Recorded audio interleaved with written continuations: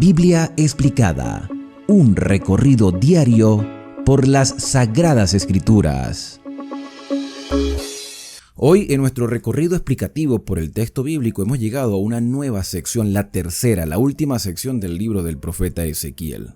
La primera parte, que iba desde el capítulo 1 hasta el 24, pudimos hablar acerca de los juicios sobre Judá, reprensiones bastante fuertes, pero que a la vez Dios mostraba su misericordia al darles oportunidades a su pueblo para cambiar el rumbo de sus vidas.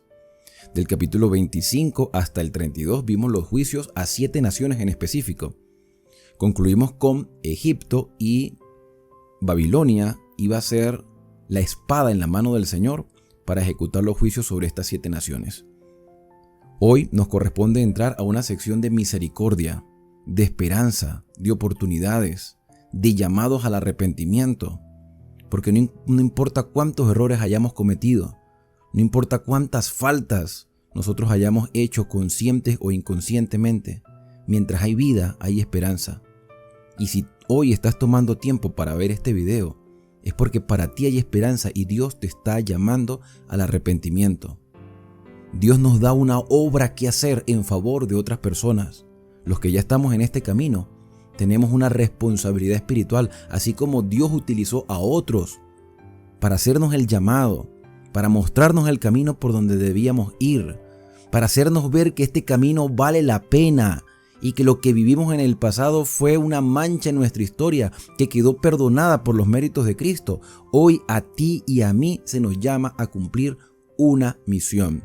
Desde el pueblo en general, todos los que nos llamamos ser seguidores de Cristo y creyentes de la Escritura, que sabemos que hay un Dios en el cielo, a todos Dios nos hace un llamado. Y también a los líderes, aquellos que hoy tienen la responsabilidad de dirigir congregaciones, de instruir semana a semana, aquellos que van con la esperanza de recibir alientos o recibir ánimo para enfrentar las dificultades del día a día. Entonces, el capítulo número 33 comienza diciendo: vino a mí palabra de Jehová. Lo que tú vas a escuchar, lo que tú vas a leer y lo que vas a comprender en este capítulo no es el pensamiento de Ezequiel, es la palabra del Señor, evidentemente en lenguaje humano, para que podamos entenderlo. Y dice el versículo número 2: Hijo de hombre, habla a los hijos de tu pueblo, háblale a los israelitas que están en el exilio. Háblales a ellos que están experimentando el dolor de estar exiliados y saber que la ciudad de Jerusalén está sitiada y a punto de ser derrumbada. Aquí no tenemos fecha, pero entendemos perfectamente el contexto en el cual estamos porque ya hemos pasado por todos los capítulos. Hijo de hombre, habla a los hijos de tu pueblo y dile: cuando yo trajere espada sobre la tierra y el pueblo de la tierra tomare a un hombre de su territorio y lo pusiese por atalaya, por vigía, por centinela. Cuando el pueblo escoja a alguien para que cumpla la labor de estar vigilando lo que está sucediendo afuera, y él, el que está allí cumpliendo esa responsabilidad de vigía, viere venir la espada sobre la tierra y tocare la trompeta, es decir, da aviso al pueblo del peligro que está por venir, cualquiera que oyere el sonido de la trompeta y no se apercibiere, porque está pensando en otras cosas, está ocupado en sus trabajos, escuchó el sonido pero no le prestó atención, y viniendo la espada lo hiriere, su sangre será sobre su cabeza. Sí, la persona que no se apercibió. El sonido de la trompeta oyó, no se apercibió. Su sangre será sobre él. Mas el que se apercibiere, librará su vida.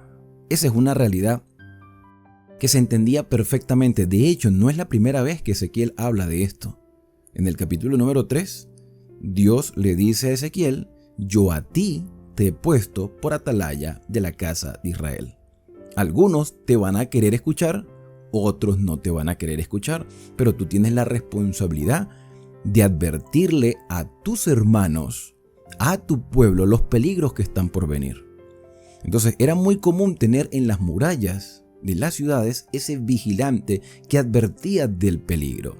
Y es interesante que se tome esta ilustración porque el pueblo de Israel en ese contexto histórico, en Judá, allá en Jerusalén, estaban sitiados por los babilonios.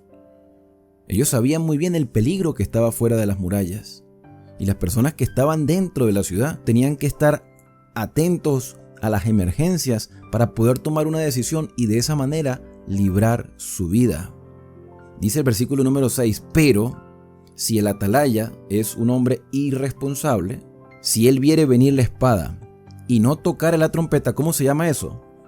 Irresponsabilidad, negligencia, y el pueblo no se apercibiere porque el sinvergüenza ese estaba ya parado y se desentendió de su responsabilidad.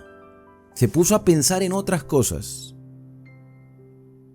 Si el pueblo no se apercibiere por la irresponsabilidad del atalaya y viniendo la espada hiriere de él alguno, este fue tomado por causa de su pecado. Entonces esto es una ilustración. Es una ilustración porque está hablando de las responsabilidades espirituales. El hecho de que se mencione aquí morirá por su pecado quiere decir que necesitamos atalayas espirituales que nos adviertan de los peligros que están por venir. Personas que se dediquen al 100% a conocer la voluntad de su Señor, de nuestro Dios, a través de su revelación, para que semana a semana o día a día nos presenten las advertencias de nuestro Padre Celestial, que nos permitan conocer la voluntad del Señor.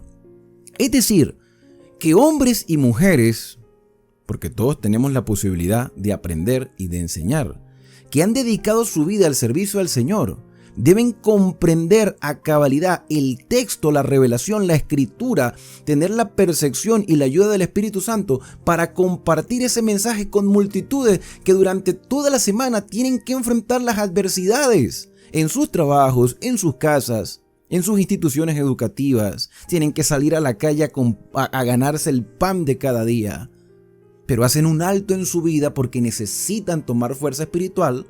Y los atalayas tenemos la responsabilidad de decirle la verdad al pueblo. Tenemos esa responsabilidad, hermanos. Yo lo he dicho una y muchas veces. Cuando los que enseñamos las escrituras presentamos este mensaje a cada uno de ustedes, no sé si habrá algún pastor de alguna iglesia escuchando este video. Cuando tú y yo como pastores tenemos la oportunidad de presentar al pueblo un mensaje, no es para entretenimiento, porque entretenimiento ya sobra en este planeta. No es para simplemente mantener una audiencia. Cuando nosotros presentamos un mensaje no es para complacer a las personas, porque esto no es un programa de televisión, esto no es un programa de radio, esto es una reunión, ya sea física o virtual, donde estamos presentando un mensaje de vida o de muerte, desde lo espiritual. Los predicadores tenemos el deber de decir lo que la gente necesita saber de acuerdo a la voluntad del Señor, no lo que yo quiero presentar para que las personas estén complacidas. No, lo que necesitan saber para que salven sus vidas, para que estén apercibidos. Y si el irresponsable atalaya no cumple la obra, la persona morirá por su pecado porque no está percibida, porque no sabe diferenciar entre lo bueno y lo malo, porque el que debió haberle dicho las cosas no se los dijo. Y mira cómo termina el versículo 6. Yo demandaré su sangre de mano del atalaya. ¿Quién es el culpable de que las personas no tengan la luz? ¿Dios? No, porque Dios ya la reveló. Los culpables son los atalayas, que dicen ser personas dedicadas al servicio de Dios. Eso no exime de la responsabilidad al hermano. No exime de la responsabilidad a aquel que tiene todos los días que salir a buscar el pan, porque necesita también tener un conocimiento de la Escritura en sus estudios personales. Quizás no tiene todas las herramientas que nosotros, tú y yo, pastor, tenemos. No tienen todas las herramientas. Para eso estamos nosotros, para facilitarles las herramientas a los hermanos, no para hacerles la vida complicada, no para confundir a la hermandad. Estamos para ayudar a la hermandad.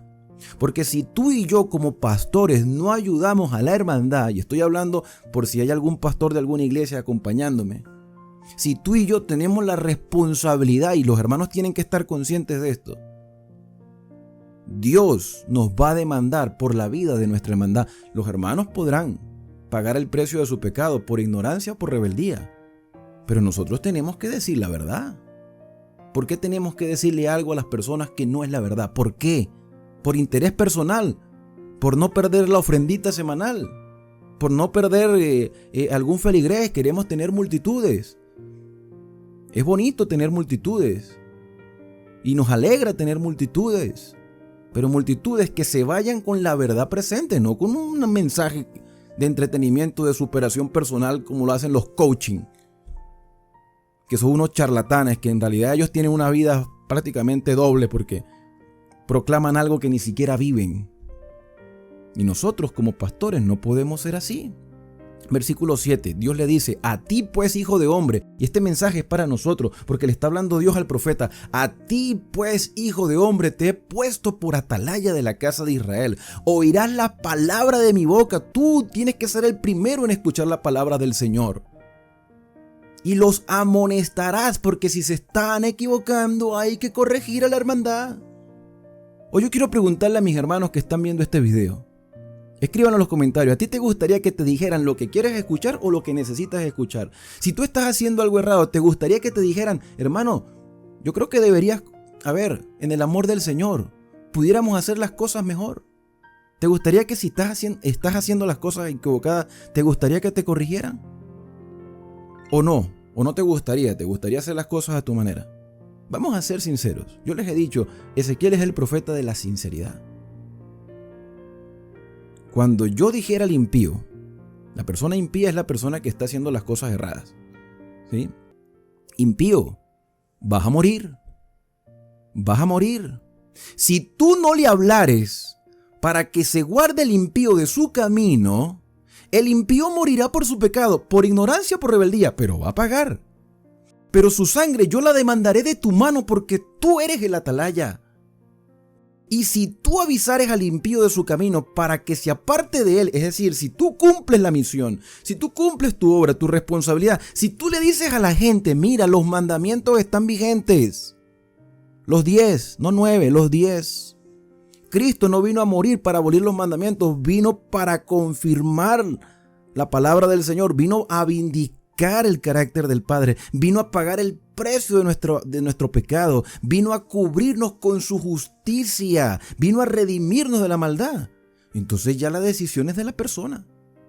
Pero si tú le vas a decir a alguien que Cristo vino a morir para abolir la ley, lo que les estás diciendo es: vive como quieras. Eso es lo que Dios nos mandó a proclamar. O sea, Cristo vino a morir para corregir el error de Dios. Eso es satánico. Eso es satánico. Si Él no se apartare de su camino, Él morirá por su pecado. Porque si tú le avisas a Él, tú librarás tu vida, dice el versículo 9. Tú pues, hijo de hombre, di a la casa de Israel: vosotros habéis hablado así diciendo: nuestras rebeliones y nuestros pecados están sobre nosotros, y a causa de ellos somos consumidos. ¿Cómo pues viviremos, Señor? Nos sentimos perdidos. Sí, Señor, ahora reconocemos que estamos mal. Señor, hemos reconocido, entonces nos merecemos la muerte. Si estás vivo, todavía hay oportunidad para ti. Tu caso no está perdido, hermanos. Esto no es, como dicen algunos, esto no es predestinación. Eso no es que Dios escogió a algunos para perderse y otros para salvarse. No, cuando la Biblia habla de la predestinación, del previo conocimiento de Dios, que lo vamos a ver en las cartas del Nuevo Testamento, cuando Dios presenta algo por su previo conocimiento, que Dios lo sabe todo, no es porque Dios designó que fuera así. Él lo sabe porque es Dios. Él sabe quién se va a perder y sabe quién se va a salvar, pero es por las decisiones que tú y yo tomemos. No porque Él dijo: a ver, estos se van a salvar y estos se van a perder, como que si estuviera una lotería divina. Eso no es así. La posibilidad de salvarnos está al alcance de todos. Dios predestinó a todos los seres humanos para la salvación. Entonces las personas se preocupan. Entonces, ¿cómo vamos a vivir tantos pecados que hemos cometido? Diles, versículo 11, diles un mensaje de esperanza. Diles que hay oportunidad para ellos. Diles, vivo yo, dice Jehová, que no quiero la muerte del impío. Repítalo, hermano, yo no quiero la muerte del impío, dice Jehová. Dime tú si esto no es una buena noticia. Si no, lo que yo quiero es que el impío se vuelva de su camino y que viva. Y aquí está el llamado del Señor: volveos de vuestros malos caminos. ¿Por qué moriréis, oh casa de Israel? Tu caso aún no está perdido. Y este mensaje también es para nosotros. Y tú, hijo de hombre, di a los hijos de tu pueblo: la justicia del justo no lo librará. ¿Cómo es eso, Señor, que la justicia del justo no lo librará? Porque resulta que la persona que vivió obedeciendo al Señor correctamente durante muchos años de su vida, esto no es una cuenta bancaria, esto no es un seguro social que te va abonando. No, esto es un estilo de vida. El cristianismo es un estilo de vida, porque cuando estemos en el cielo vamos a ser santos por toda la eternidad. Y el proceso comienza ahora. Entonces, si una persona fue justa durante muchos años y de repente en algún momento de rebeldía, dice aquí, el día que se rebele, el día en que diga: ay, ya yo me cansé de esta vida, ya yo me cansé de estar obedeciendo. ¿Cómo que te vas a cansar? Entonces, o sea, que no disfrutaste esos años de santidad, no disfrutaste esas predicaciones, no disfrutaste esa congregación, no disfrutaste con tus hermanos. Una cosa es que yo cometa un error, una cosa es que yo ceda ante una tentación, una cosa es que tenga una debilidad y otra cosa es que me rebele. Son dos cosas muy diferentes. El rebelde es una persona que no acepta consejos. Ya yo me cansé de esto, yo me obstiné de esperar a Cristo, nunca vino. Quiere decir que nunca lo estabas esperando. Nunca desarrollaste una relación con tu Dios. No disfrutaste de la lectura de la Biblia. Entonces la justicia del justo no lo librará el día que se rebele, y la impiedad del impío no le será estorbo el día que se vuelve de su impiedad. Entonces la persona que vivía en desobediencia dice: yo no puedo seguir viviendo así. Señor, yo no quiero seguir cometiendo los mismos errores. Señor, ayúdame porque soy frágil. Entonces todos esos errores que cometió, el Señor los va a perdonar.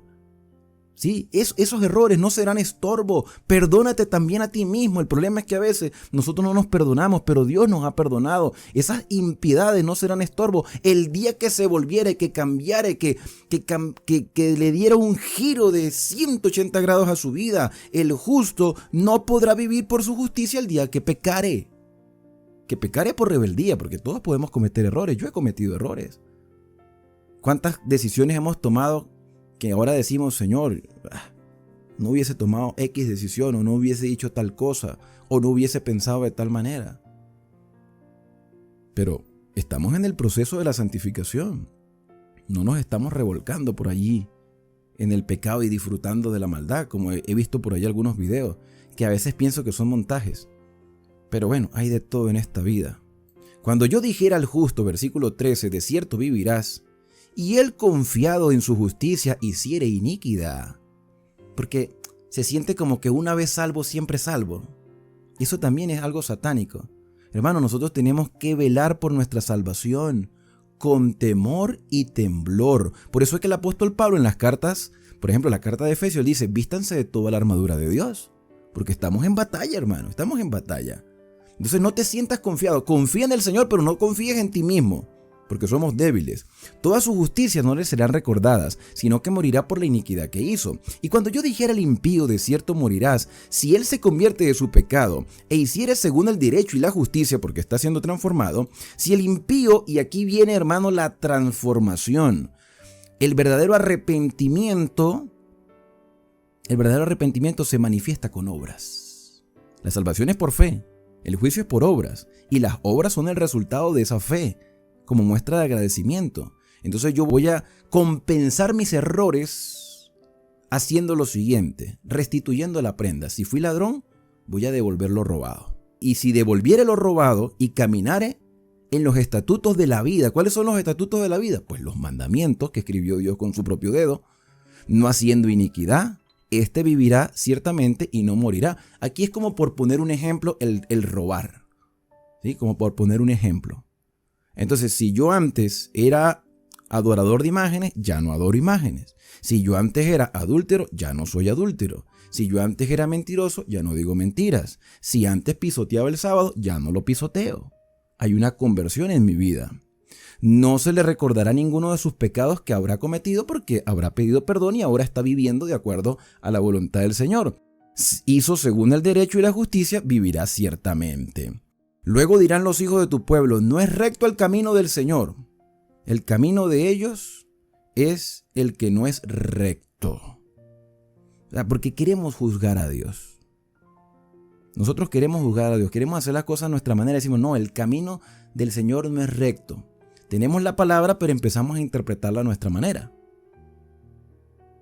Y entonces el Señor le responde, el camino de ellos es el que no es recto. Es decir, nuestro camino no es el recto. Nosotros somos los que estamos equivocados como seres humanos. Dios está en lo correcto. Por eso es que yo no entiendo de verdad cómo algunos pastores, algunos dirigentes y algunos hermanos que han sido enseñados por esos pastores sinvergüenza están justificando la desobediencia a los mandamientos. No lo entiendo y no lo voy a entender jamás. Porque ya he meditado mucho sobre este tema. Dice el versículo número 18, cuando el justo se aparta de su justicia e hiciera iniquidad, pues morirá por ello. Y cuando el impío se apartara de su impiedad e hiciera según el derecho y la justicia, vivirá por ello. Y dijisteis, no es recto el camino del Señor. Y bueno, si hay personas que siguen insistiendo en que el camino del Señor no es recto, de hecho yo he escuchado a muchas personas que llegan a decir que la Biblia se contradice. Esas aparentes contradicciones que leemos en castellano, si nosotros le dedicáramos más tiempo y utilizáramos los medios hermenéuticos, si utilizáramos los principios de interpretación bíblica, o sea, todo ese mensaje lo veríamos como un gran engranaje. Hay un mensaje que engrana uno con otro. Pero a veces queremos juzgar a Dios. Cuando vemos el libro de Jueces, con todo ese desastre, no fue Dios el causante de ese desastre. Fue el mismo ser humano por sus malas decisiones. Cuando vemos la matanza de Números 31, que ha sido criticado ese capítulo como mostrando a Dios un Dios agresivo, vengativo, que odia al ser humano. O sea, si tú lo lees descontextualizado, claro que vas a tener una perspectiva errada de Dios.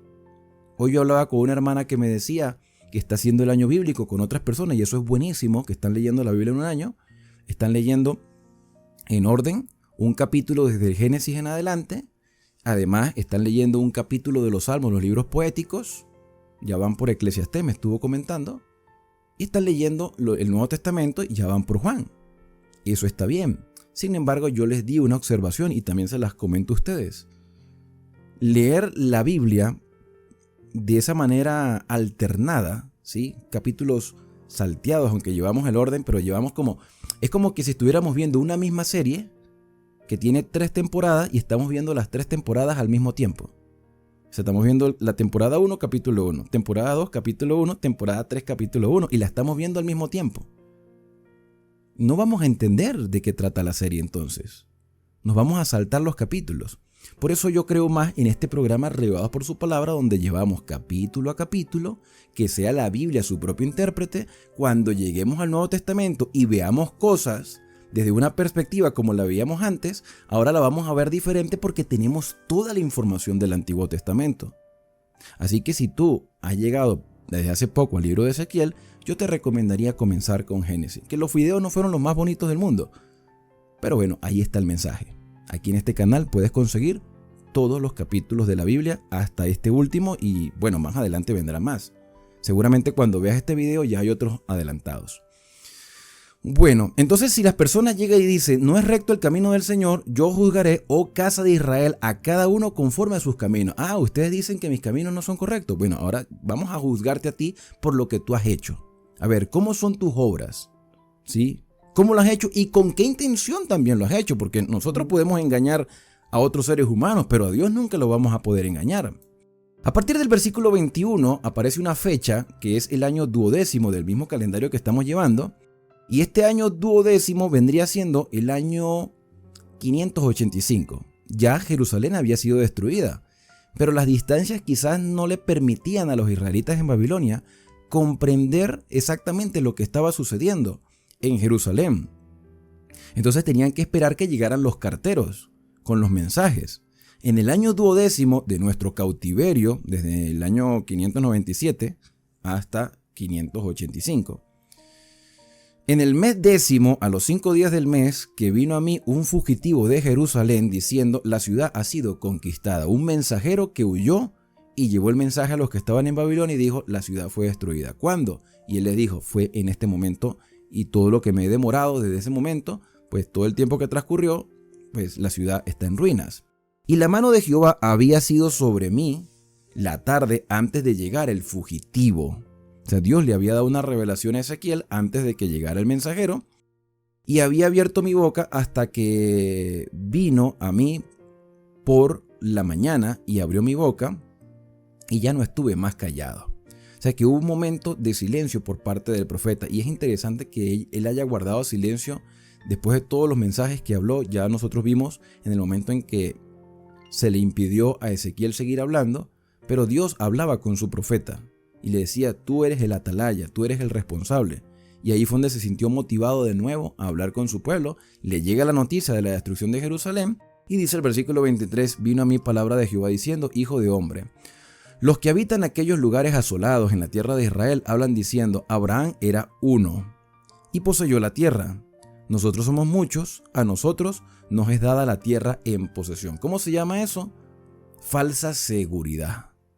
Falsa seguridad. Dios le dio esta tierra a Abraham. Si nosotros somos más, tenemos más derecho que Abraham. Pero es que Abraham era el padre de la fe con todos sus errores. Con todos sus errores era un hombre que aprendió a confiar en Dios. Un hombre que pasó por un proceso de santificación doloroso. Entonces, el hecho de que ustedes sean descendientes de Abraham no quiere decir que ya tienen el favor de Dios. Vivan como Abraham, a pesar de sus errores. Por tanto, diles así ha dicho Jehová el Señor: comeréis con sangre y a vuestros ídolos alzaréis vuestros ojos y derramaréis sangre y poseeréis vosotros la tierra. Ustedes son hijos de Abraham, pero no viven como Abraham, porque ustedes comen sangre. Desde lo físico hasta lo espiritual. ¿Por qué digo de lo físico a lo espiritual? Porque seguramente se deleitaban comiendo. Oye, tú sabes que hay un alimento. Bueno, alimento. Alimento es una manera muy educada de decirlo. Hay un producto que venden por allí. No sé cómo será en algunos países, pero aquí en Venezuela y Colombia se le llama morcilla. La morcilla es es carne revuelta, enrollada en una cosa parece que de la tripa del ganado o del marrano. Y la hacen con sangre y eso queda negro y se la rellenan de arroz también. Eso no se puede comer. Eso es inadecuado. O sea, nuestro cuerpo no está capacitado para resistir ese tipo de producto. Entonces, nosotros mismos nos acarreamos la enfermedad. Y desde el otro punto de vista, sería desde lo espiritual. Ustedes están matando a sus hermanos. Ustedes se le están comiendo a sus hermanos con sus críticas, con sus ataques, con sus, muchas cosas que hacen dañar a las personas. Entonces ustedes están alzando también sus ojos a los ídolos, confiando en sus ídolos. Y ustedes creen que porque son hijos de Abraham, merecen la posesión de la tierra. No. El hecho de que nosotros seamos cristianos públicos, si no vivimos como verdaderos cristianos, como los 144,000 de Apocalipsis 7 y Apocalipsis 14, hermanos, nosotros no vamos a recibir la herencia eterna. La salvación está al alcance, pero nuestras obras dirán en realidad del lado de quién estamos. Estuvisteis pues sobre vuestras espadas, hicisteis abominación, contaminasteis cada cual a la mujer del prójimo. O sea, hicieron cuanta aberración se les ocurrió, y habréis de poseer la tierra. No sean sinvergüenza. Por eso es que yo doy mucho énfasis en los mandamientos, porque las personas dicen: no, somos salvos por gracia. Es verdad, pero la gracia no exime de la obediencia a los mandamientos. Le dirás así ha dicho Jehová: vivo yo, que los que están en aquellos lugares asolados caerán a espada. Y al que está sobre la faz del campo entregaré a las fieras, para que lo devoren consecuencias. Y los que están en las fortalezas y en las cuevas de pestilencia morirán. Y convertiré la tierra en desierto y en soledad, y cesará la soberbia de su poderío. Y los montes de Israel serán asolados hasta que no haya quien pase. Y sabrán, comprenderán. Esta frase es muy repetitiva en cada uno de los capítulos de Ezequiel. Sabrán que yo soy Jehová cuando convierta la tierra en soledad y de cierto por todas las abominaciones que han hecho. Y tú, hijo de hombre, los hijos de tu pueblo se mofan de ti junto a las paredes y las puertas de la casa. Se mofan. Ay, el ser humano no aprende nunca. Nosotros los seres humanos tenemos a veces que aprender con las adversidades. Se burlaban del profeta por lo que decía. Se mofan. Hacen creer que están prestando atención, pero en realidad no. Y en las puertas de la casa, y hablan cada uno con el otro. Mientras el profeta está hablando, ellos están ahí chismeando. ¿Será que en algunas iglesias pasa eso el día de hoy? Que está un predicador y por allí la gente que se sienta, no sé, por detrás, por los lados o se queda afuera, empiezan a hablar de otra cosa. Cada uno con su hermano diciendo, venid ahora y oí qué palabra viene de Jehová, pero lo están diciendo con mofa, con burla. Vendrán a ti como viene el pueblo y estarán delante de ti como pueblo mío en apariencia y oirán tus palabras, pero no las pondrán por obra porque no les interesa el mensaje. Antes hacen halagos con su boca, ay, qué bonito predicó, pero no viven el mensaje. Y el corazón de ellos anda en pos de su avaricia, no quieren cambiar. He aquí que tú eres a ellos como un cantor de amores. O sea, la gente va como para entretenerse nada más. Hermoso de voz, que canta bien, oirán tus palabras, pero no, y esto quizás sea lo más triste de todo el mensaje, no las pondrán por obra. Y yo quiero preguntarte ya cuando estamos llegando al final de este video, ¿estás tú dispuesto a poner por obra la palabra del Señor? ¿O simplemente, no sé, quieres sentirte parte de un grupo, quieres entretenerte un rato, quieres hasta que se te resuelva el problema? Yo he conocido personas que buscan a Dios cuando están mal y cuando solucionan su problema se van.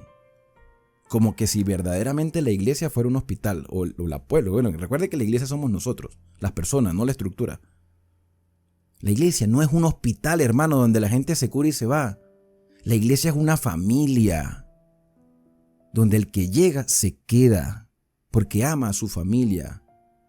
Es agradecido con su familia y con su Padre Celestial.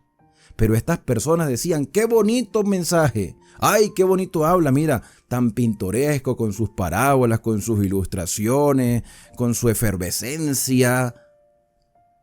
Pero vamos a vivir como nosotros queremos. De todos modos, ya pertenecemos al pueblo de Dios, ya estamos salvos. No, hermano, eso no es así.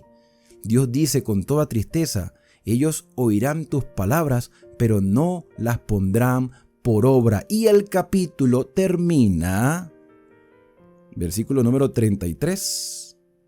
Pero cuando ello viniere, y el que vengo soy yo, ¿sí? El que vengo soy yo, entre paréntesis ahí la versión 60. Cuando Cristo venga, hermanos, Él pagará a cada uno según su obra. Y nosotros nos recordaremos que hubo profetas que dijeron la verdad y no le prestamos atención. Que hubo profetas que dijeron que los mandamientos estaban vigentes, pero preferimos a escuchar al pastor que nos dice que están abolidos los mandamientos del Señor. Preferimos escuchar que las personas cuando mueren se van al cielo, antes que escuchar que lo que la Biblia dice es verdad, de que las personas cuando mueren se van al descanso hasta que Cristo las resucite. Vamos a ser sinceros. ¿Qué quieres escuchar tú? ¿O qué necesitas escuchar tú? Sincérate con el Señor. Y si estás dispuesto a hacer su voluntad, aunque en este momento parezca doloroso, pero necesario, podrás vivir con fe y podrás revivir tu esperanza, porque Cristo no quiere la muerte del impío. Cristo quiere que el impío se convierta de sus caminos y viva para siempre. Eso es un mensaje que nos motiva a continuar perseverando hasta que Cristo venga a buscarnos. Pero los que somos pastores o los que nos decimos ser pastores, tenemos la responsabilidad de decir la verdad. En el próximo capítulo hablaremos un poco más de la responsabilidad de los líderes y de las consecuencias de no decir la verdad a un pueblo que necesita conocer la revelación del Señor. Que Dios te bendiga y te guarde, que haga resplandecer Dios su rostro sobre ti y que tenga de ti misericordia, que el Señor alce sobre ti su rostro y ponga en ti paz.